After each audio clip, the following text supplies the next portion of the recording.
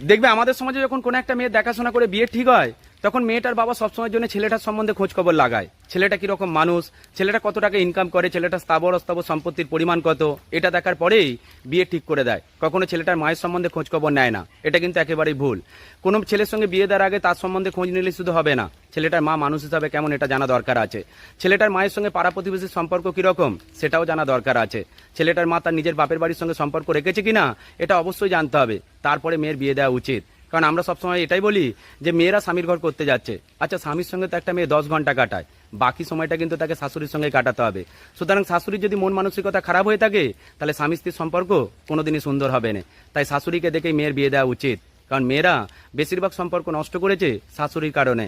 আর কিছু কিছু বাড়ির শাশুড়ি নিজেদেরকে বিচারপতি মনে করে, স্বামী স্ত্রীর অশান্তি হলেই নিজেরা নাক গলিয়ে সেটাকে বাড়িয়ে তোলে। তাই মেয়ের যদি শাশুড়ি ভালো হয়ে থাকে, তাহলে মেয়েটার সংসার অবশ্যই হবে। ভালো থেকো সকলে।